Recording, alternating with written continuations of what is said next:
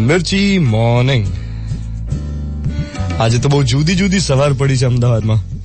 ધુમ્મસ વાળી સવાર, જાણે હિલ સ્ટેશન જેવું વાતાવરણ છે. હા, જે લોકો early in the morning travel કરતા હોય એમને બધું યુનિક લાગશે કે અરે આવું વાતાવરણ તો અમદાવાદમાં બહુ રેરલી જોવા મળે છે અર્લી ઇન ધ મોર્નિંગ. જે લોકો પબ્લિક ટ્રાન્સપોર્ટમાં ટ્રાવેલ કરતા હોય એમને આ બધું જોવાની વધારે મજા પડે, કારણ કે એમની પાસે એ મોકળાશ હોય કે જેમાં પબ્લિક ટ્રાન્સપોર્ટમાં ટ્રાવેલ કરતા કરતા એ જોઈ શકે કે આસપાસના વાતાવરણમાં શું શું થઈ રહ્યું છે. જે લોકો પોતે વ્હીકલ ડ્રાઈવ કરતા હોય એ લોકોને એટલું બધું ધ્યાન ના પડે, પણ જે લોકો બસમાં ટ્રાવેલ કરતા હોય, કોઈ કંપનીની ટ્રાવેલ બસમાં જતા હોય અથવા તો બીઆરટીએસમાં એએમટીએસમાં સફર કરતા હોય એમને તો અમદાવાદ આજે બહુ જ સુંદર લાગશે. અચ્છા, છેલ્લે તમે પબ્લિક ટ્રાન્સપોર્ટમાં ટ્રાવેલ ક્યારે કરેલું બાય ધ વે? પબ્લિક ટ્રાન્સપોર્ટની મુસાફરીનો અલગ જ રંગ હોય, અલગ જ આનંદ હોય. તમે ટ્રેનના સેકન્ડ ક્લાસમાં હો કે એએમટીએસમાં હો કે બીઆરટીએસમાં હો, એમાં જયારે સફર કરવાનું શરૂ કરો ત્યારે જેને કંઈ બોલવાનું નહીં, બધું જોયા કરવાનું. એવી મજા પડે. માણસોના એટલા બધા અલગ અલગ સ્વભાવ જોવા મળે, સમાજના અલગ અલગ રંગ જોવા મળે. હમણાં થોડા ટાઈમ પહેલા હું બીઆરટીએસમાં ટ્રાવેલ કરી રહેલો. મને તો કોલેજના દિવસો પહેલા તો યાદ આવી ગયા.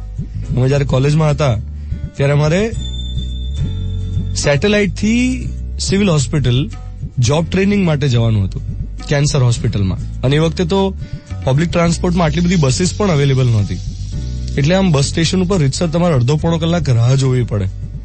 એમાં પેલી સર્ક્યુલર રૂટ વાળી બસીસ આવે 200-300 નંબરની, અને એમાં મિત્રોની સાથે ટ્રાવેલ કરવાનું. એ વખતે તો આવા ફોન કોઈ હતા જ નહીં, મોબાઈલ ફોન, એટલે એવું નહીં કે તમે કોઈને મિસ કોલ મારીને પૂછી શકો ભાઈ તું પહોંચી ગયો છું બસ સ્ટોપ પર, હું આવું છું, એવું નહીં.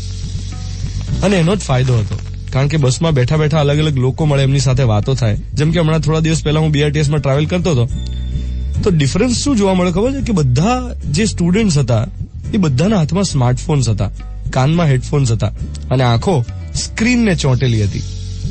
એ બારીની બહાર જોતા નહોતા. ઇનફેક્ટ મારી બાજુમાં એક કાકા આવીને બેઠેલા, એમની પાસે સાદો ફોન હતો એટલે ખિસ્સામાં હતો, અને બસમાં અમે અલગ મલકની વાતો શરૂ કરી.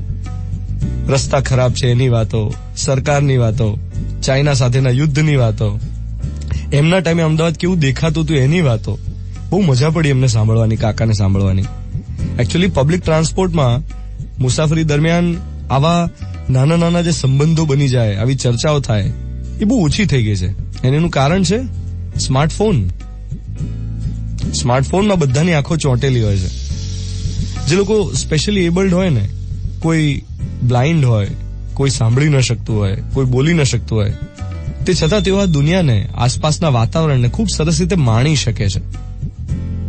અને આપણે જોઈ શકીએ છીએ, સાંભળી શકીએ છીએ, બોલી શકીએ છીએ, તે છતાંય કાનમાં હેડફોન લગાવીને, આંખોમાં સ્માર્ટફોનની સ્ક્રીન રાખીને અને માત્ર ફોનમાં વાતો કરીને પોતાની જાતને વ્યસ્ત રાખીએ છીએ.